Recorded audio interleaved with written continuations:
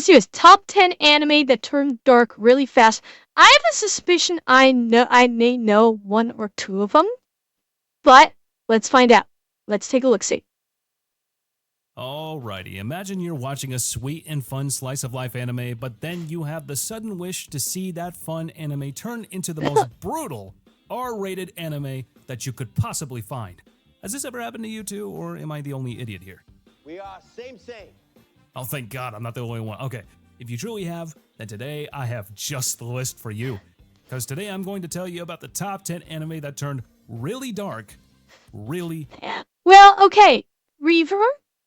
This is anime that don't start off dark, but then go dark really fast. Attack on Titan and Goblin Slayer kind of were dark right off the jump. They wouldn't qualify, I don't think. Really, really fast. So without further nonsense, Madoka? I don't know. To start off the list, we've got School Days.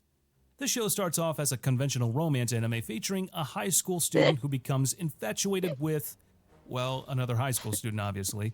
And the first couple of episodes depicted the typical high school love triangle with some lighthearted and romantic crap. Oh, I think I heard about this one. I'm gonna see if it goes where I think it's gonna go. I think I know this one.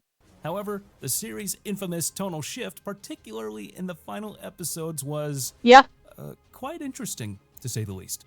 Episode 11, Everybody's Makoto, was definitely the oddball and went down in infamy, because that's where the lighthearted romantic drama descends into pure psychological horror. And the climax, even more infamous than episode 11, is the finale, episode 12, School Days, which involves murder and intense emotional breakdowns. And holy crap, it was freaking dark, giving absolutely no hint of the incoming horror. The show literally baited all the rom-com lovers with the first few episodes, but then it slapped the hell out of them with the final few episodes. And now, with such a unique turn of events, you would expect this anime to be higher up on the list. But all the rom-com crap was just too cringy for my taste, and also, some of the characters were just really irritating. So I think this is pretty deserving of the last spot of today's list. Then at number 9, we have Happy Sugar Life. Oh God, I've seen this one. I've seen Happy Sugar Life. Yeah. This one gets dark, and then it gets even fucking darker still. Like, this has layers of how dark it gets. This is a fucked up anime, for sure. Just as its name, Happy Sugar Life begins with a sweet and seemingly innocent premise. But something about it is... Hoseki, it is how fucked should I up. put this one? It's kind of unsettling. I mean, even with the typical slice of life setting, I was getting these kind of weird vibes. I knew some crap was going on behind the scenes, and the story mainly focuses on a high school girl who appears to live a perfect life with her so-called younger sister. However, just as I hoped for, the tone took a dark turn when it became clear that the main character's happy sugar life was built on a foundation of lies, kidnapping, and even murder. And you don't have to wait for 10 episodes to enjoy the big twist. You get slapped with it in the very first episode. And after that, it all goes downhill from there. As if the first episode wasn't even enough, this 180-degree U-turn is almost like Madoka Magica, but with less magical stuff involved here.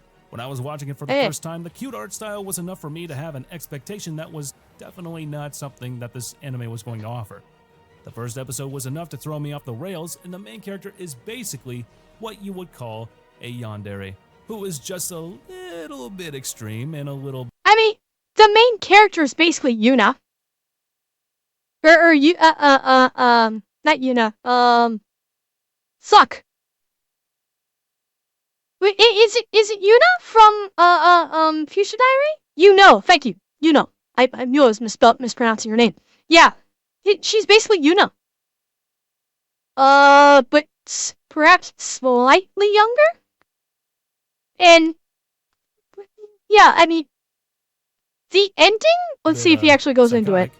And maybe just a little bit, alright, she's crazy, okay? So if you want to see a psychologically twisted girl do some pretty dark stuff, this anime is your paradise. After and that ending? Like, the ending of this is just like, holy shit. The entire Other way around, what do you mean? She was older than Yuna? I thought she was slightly younger than Yuna. But you're saying she's slightly older. Okay. Best anime ever is about 8 minutes long and smack dab in the middle of a movie. It's over Korean's backs. Okay. The ending of this is like, this whole fucking anime is one big psychological mindfuck. And like, the ending is just holy shit. The ending is a holy shit kind of ending. After that, at number 8, we have Rumbling Hearts. Now, this I show don't know starts this off one. as just another typical romance drama with 2 high school students navigating their feelings for each other. Aww. And the series takes a drastic turn in episode 2, or properly in episode 3, where a tragic car accident leaves one of the lovers in a coma. Now, this event shifts the tone from a lighthearted romance to a deep, emotional drama, exploring themes of guilt, loyalty, and the complexities of love. And when I say that this stud was dark, oh, I mean it's dark. And the next episode had no intention of brightening up the mood. They dive further into the emotional turmoil experienced by the side characters as they cope with the aftermath of the accident. And if you have the courage to binge this anime in one single day, the severe contrast between the early episodes' romantic undertones and the heavy dramatic themes that follow highlights the series' exploration of human emotions and the impact of life-altering events. Okay. All these will be enough to turn you into Thorfinn himself. So watch this show if you want to watch a dark and hard-hitting drama that's gonna roll out salt water from your eyes. Next up at number 7, we've got Talentless Nana, a show that initially presents itself as another magical academy anime where the main character goes to an academy where students possessing special abilities train to protect humanity. However, the first episode's shocking twist reveals that Nana, the seemingly talentless main character, is actually an assassin sent to eliminate these students, who, by the way, are deemed threats to humanity. Now, this twist immediately shifts the tone from a standard shonen setup to a psychological thriller. The series explores themes of trust, deception, and the moral ambiguity of Nana's mission. And the fact that made my jaw drop was how fast the show shifted the tone from a typical shonen setup to a psychological thriller. The blend of light and dark elements. Well, okay, RoboSpartan, redo of Healer started off dark and never changed. That redo of Healer 100% started off dark, and it maintained it throughout. I don't think there was ever anything lighthearted. Like, they had those moments where he was with the girls that he took control of. The missile knows where it is at all times, but what it doesn't know is why Japanese animes sometimes are disturbing. Creativity. Yeah, it's Barb. It's kinda hentai adjacent. I wouldn't call it hentai strictly speaking. It is definitely hentai adjacent, but it's also like most hentai does not actually have like story like this. This actually has story. And Gabbo, thank you for the follow. What about Kill la Kill? Kill la Kill doesn't have a tonal shift. Kill la Kill starts off as an action, kick you in the balls action, and it stays there. It really does. It makes no boat. Like, it starts off with Ryuko getting into a fight, and it sets the tone, because that's what the whole fucking series is about, is the fight. Granted, the tonal shift just does change from school, like, centered in school to a worldwide thing, but that doesn't go dark. I don't say it necessarily goes dark. Yeah, exactly. It just keeps clicking up the insanity notch more and more for just how crazy the fights are. That's all. The show itself doesn't really turn dark, I'd say. In the contrast between the vibrant school setting and the dark then undertones redo of Nana's Healer true is very purpose disturbing. is something The you don't psychology usually of it see is in an very anime. disturbing. What the So if fuck? its true purpose What the is fuck was that? something you don't usually see in an anime. So if you are to enjoy some unique What was that freaky ass shit? What the hell? anime that will play with your brain, this show is the one for you. Then at number 6, we have School Live. Now, when you see this show School for Live! School Live. That's School Live, School Live. Okay, this one? Yeah. This one, when the reveal came, I was like, I know nothing about it. So, like, I had known nothing about this going into school live. When the reveal hit, I was like, holy fuck. Because not only is this, like, dark in a horror sense, it's dark from a psychological horror sense, too. And for those of you that have seen it, you know what I'm talking about. This, like, comes out of nowhere and you're just like, holy shit. Wild HP, you missed a lot. Very first time, the cheerful art style is enough to make you feel relaxed. And then the end of the first episode happens. It comes and slaps the crap right on out of you. School Live initially portrays the daily lives of 4 girls in a high school club.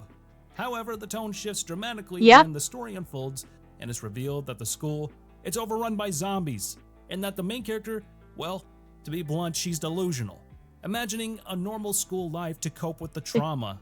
This revelation transforms the series from a lighthearted slice of life into a psychological horror anime. The complete upside-down realities between the main character's cheerful delusions and the harsh reality create a haunting atmosphere, exploring themes of survival and mental resilience. The show's ability to blend cute characters' designs with dark, suspenseful storytelling is really good. But all that said, there are some issues with it as well. But this isn't the video for that. So if you want to have a twisted and fun watch, go and watch this show. You're gonna enjoy it at the very least. And after that, at number 5... I mean, School Live, I was hoping that would be I had a feeling that would be on the list. Yeah, that was a seriously, like, that threw me when I first saw it. It did. We have Girls' Last Tour. Alright, let's get straight to the point here. The show follows the journey of 2 girls in a post-apocalyptic world.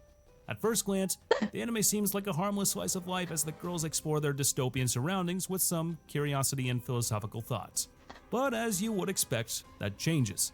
I mean, zombies? Why else would it be on this list? The tone shifts dramatically in episodes like 6 and 9 where the girls face life-threatening situations that highlight the instability of their existence. This show underscores the fragility of human life and the constant danger lurking in the world. Now, the contrast between their innocent exploration and the harsh realities they face is quite bizarre and creates a hauntingly beautiful atmosphere. Themes of existentialism, survival. Donut, the last one was School Live. It was called School Live. Here. See? That was what the last one is. See it? Okay, but what about ReZero? Heckle, good question. We'll find out. And the search for meaning in a seemingly meaningless world are what both the characters and you will face during the show. So with that in mind, go and watch this show. But trust me, you'll love it. Believe me. Then at number 4, we have Katanagatari, a show that begins as a vibrant and stylized action-adventure series following the 2 leads on their quest to collect the 12 deviant blades. The series maintains a consistent tone of adventure and excitement. But then, of course, it dives into darker themes in episodes like Beat to Sword, the Sword of Exile, and here the consequences of their quest become quite apparent, revealing the depth of one of the main characters' past and the sacrifices they made along the way. The exploration of themes of power, betrayal, and the true cost of their mission adds layers of complexity to the story and easily sails it over the other shows that were before it in this list. Because unlike some other shows on this list, I have no idea about this. The art style on this is actually, the art style on this is really interesting. Like, this feels like somewhere a combination of, this art style feels somewhere in between, like, Powerpuff Girls and Samurai Jack. It's weird. I can't really, yeah, exactly, Atsunashi. That's why I said it feels somewhere between Powerpuff Girls and Samurai Jack. I don't know. It's like, I can't put my finger on whether or not I like it or not. I just don't know. Other shows on this list, this show manages to make the viewers connect to the characters and the story. You understand what's at stake, and you feel for the characters. So if you are ready to watch some good anime, this is the one. Next up on the 3rd spot, we've got Clannad. Clannad. This is probably the most popular one on the list. and that's for its emotional depth and dramatic tonal shifts. I'm guessing the dramatic tonal shift they're talking about with Clannad. If I'm remembering correctly, isn't that the one where the tonal shift is when the bullies kill the cat right in front of the girl, and they hold her down and force her to watch as they kill the cat, and then she comes back and just eviscerates them, I think. If I'm remembering it correctly. The series begins that's Elton Lee. Slice of life story focusing on Tomoya and his interactions with various characters in his high school.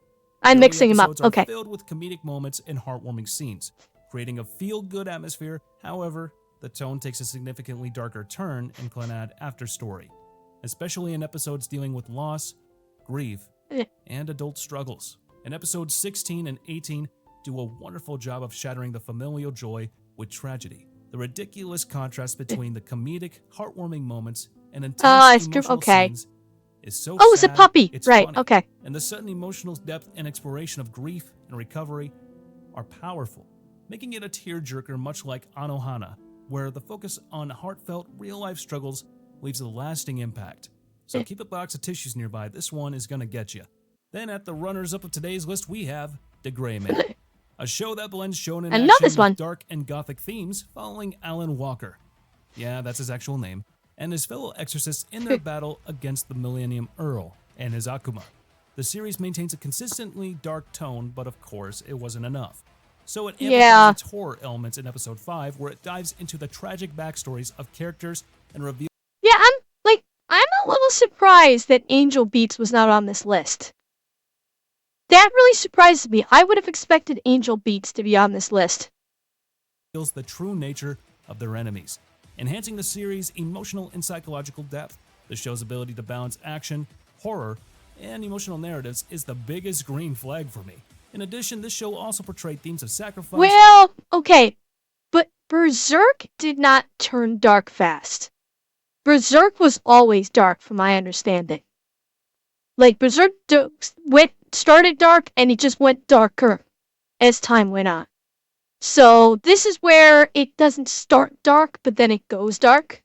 So Berserk wouldn't really qualify. Redemption and the battle between good and evil with a rich, dark narrative. Each episode adds the complexity of story, making D.Gray-man a compelling series that will definitely captivate you. So give this one a try. But of course, at the top spot, we've got the Winter Anime of the Year award, Made in Abyss. Known for its drastic tonal shifts, the story of this show begins with a whimsical and adventurous spirit as Riko and Reg explore the mysterious abyss. Now, what is the abyss? Wait. Not gonna tell. Go and watch the show. Now, the early episodes are filled with a sense of wonder and... I've not heard about this. I have not seen this one. I think I've heard about it, though. And... I'll see if he says it. I don't want to say it and give it away. I'm gonna see if he says it. And mystery of their world. But if you have not skipped the whole video to get to the point, you know that's not how things go here. As the main characters dive deeper into the abyss, the show starts taking a darker turn. And when I say dark, I mean it's darker than the future of Gojo. Oops, I forgot to give a spoiler alert to the anime only, didn't I? Well, forget it. And the darkest stuff happens in episode 10 and 13. Where the dangers and horrors of the abyss are laid bare. And when you compare this to the first few episodes of the show, you'll laugh at how contrasting they are. The word contrast is not contrast enough to describe how contrasting it is. And that's a lot of contrast. So if you still haven't watched this show, what the hell are you even doing on this channel? Go watch it. And don't forget to come back and comment about how psychologically tormented you are by it. Well, that's the list for today, guys. So if you were able to make it this far, please be sure to comment on which anime you thought turned dark. And also, press on that bell icon and click that subscribe button and set us all to be notified about all our latest new videos. And as for now, I'll catch you later. See you in the next one. That was a good one. That was good. Corey, I figure I'm gonna be streaming for probably another 2 hours. Raguel is the greatest and most sadistic female villains in all of anime. Hot take. I mean, she's one of the greats. She is. I don't know if she's like the greatest. She's definitely a great.